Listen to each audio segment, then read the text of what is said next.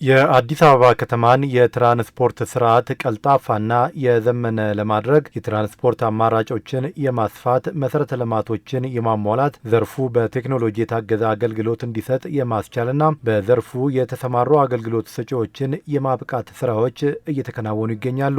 የዚሁ አካል የሆኑና ከአካባቢ ብክለት ነፃ የሆነ አገልግሎትን ለማቅረብ የሚያስችሉ 100 የኤሌክትሪክ አውቶቡሶችም ወደ አገልግሎት ገብተዋል። አውቶቡሶቹ በከተማዋ ለመጀመሪያ ጊዜ በመንግስትና የግል ዘርፍ አጋርነት ወደ ስምሪት የገቡ ናቸው። አውቶቡሶችን ወደ ስምሪት በማስገባት መርሃ ግብር ላይ የአዲስ አበባ ከተማ ከንቲባ ወይዘሮ አዳነች አቤቤ እንደተናገሩት የህብረተሰቡን እንግልት መቀነስ፣ ለአካባቢ ተስማሚ የሆነና የነዳጅ ቁጠባን ተግባራዊ የሚያደርግ የትራንስፖርት አገልግሎት ለማቅረብ ሲሰራ ቆይቷል።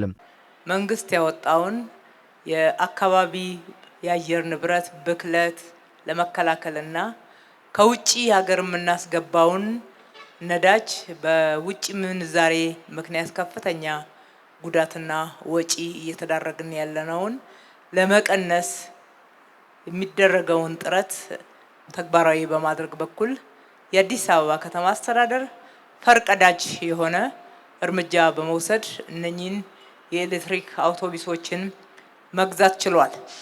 ዛሬ ብቻ አይደለም፣ ከ6 ወር በፊትም ወደ 150 የሚደርሱ በኤሌክትሪክ የሚሰሩ ሚኒባሶችን በመግዛት በከተማችን ውስጥ ያለው የትራንስፖርት አገልግሎት ከአየር ንብረት ብክለት መቀነስ ጋር ጥሩ አስተዋጽኦ እንዲያደርግ፣ በተመሳሳይ ደግሞ የነዳጅ ቁጠባንም ለመተግበር የሚያስችል ስራዎች ሰርተናል። የከተማዋን የመንገድ ኔትወርክ ከለውጡ በፊት ከነበረበት በ10 በመቶ ማሳደግ የተቻለ ሲሆን የተርሚናሎችና የተሽከርካሪ ማቆሚያዎች ቁጥርም በእጥፍ አድጓል ያሉት ከንቲባ አዳነች ዘርፉን ለማዘመንም በርካታ ስራዎች መሰራታቸውን ገልጸዋል። የነበረውን የአውቶቡስ ቁጥር ከእጥፍ በላይ ከፍ ማድረግ ችለናል። የአውቶቡስ ቁጥርን ከፍ ማድረግ ብቻ በቂ ስላልሆነ ስምሪቱ፣ አገልግሎት አሰጣጡ መሻሻል ስለሚገባው አገልግሎትን ለማሻሻል የሚያስችሉ የቴክኖሎጂና የስነ ምግባር ስልጠናዎችን በመስጠት መሰረተ ልማቱንም በመዘርጋት በኩል ትልልቅ እርምጃዎችን መውሰድ ችለናል። ከዚህም አልፎ በተለይም ከባለፈው ዓመት ከጀመርነው የኮሪደር ልማት ጋራ ብልህ የትራንስፖርት ስርዓትን በመዘርጋት እንዲሁም ቴክኖሎጂውን መጠቀም የሚያስችሉ ስልጠናዎችና ዝግጅቶችን በማድረግ የትራንስፖርት ስምሪቱ ለህዝብ ቀልጣፋ ፈጣን አገልግሎት መስጠት የሚያስችል እንዲሆን የአውቶቡስ ቁጥራችንን መጨመር ትርጉም ያለው ለውጥ ማምጣት እንዲችል የሚያስችል ስራዎችን ስንሰራ ነው የቆየነው። የከተማ አስተዳደሩ ካቢኔ የተወሰኑ አገልግሎቶችን በግል ባለሀብቱ ለማሰራት ባሳለፈው ውሳኔ መሰረት ለመጀመሪያ ጊዜ የኤሌክትሪክ አውቶቡሶቹ ኦፕሬሽን በመንግስትና የግሉ ዘርፍ አጋርነት እንደሚካሄድም ነው ከንቲባ አዳነች ያስታወቁት። የመጀመሪያውን የትራንስፖርት ኦፕሬተርነት የበላይነህ ክንዴ ግሩፕ እነኚህን አውቶቡሶች ገዝቶ በውሉ መሰረት ከማቅረቡ በተጨማሪ የመጀመሪያው የትራንስፖርት ኦፕሬተር በመሆን በግልና በመንግስት አጋርነት ወደ ተግባር ያስገባቸዋል። ይሄም ለከተማችንም ሆነ ለሀገራችን ከአሰራር አንጻር ፈርቀዳጅ ነው፣ የመጀመሪያው ነው።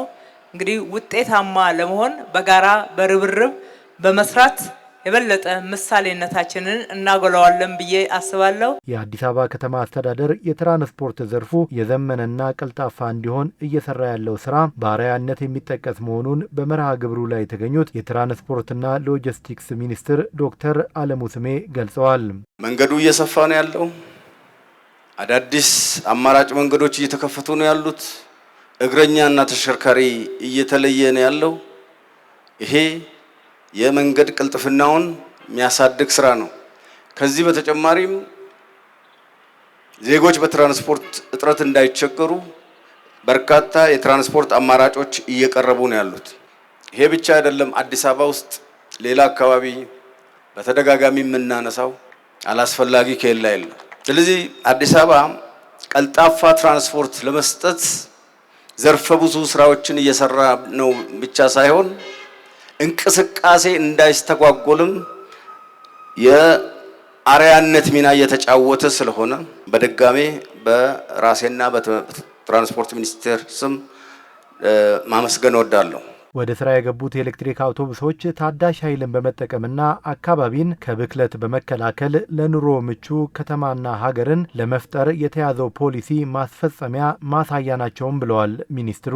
ወደ ኢትዮጵያ የሚገቡ ተሽከርካሪዎች በተቻለ አቅም የአካባቢ አየር ንብረትን የማይጎዱ ብቻ ሳይሆን ታዳሽ ኃይልን የሚጠቀሙ በተለይ ደግሞ በብዛት ያለንን የኤሌክትሪክ ኃይል የሚጠቀሙ እንዲሆኑ አቅጣጫ በሰጡት መሰረት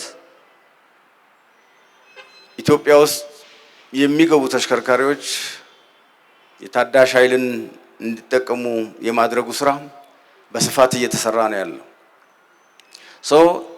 ዛሬ ወደ ስራ የምናስገባቸው መቶዎቹ የኤሌክትሪክ አውቶቡሶች የዚህ ፖሊሲ መፈጸሚያም ናቸው ማለት ነው።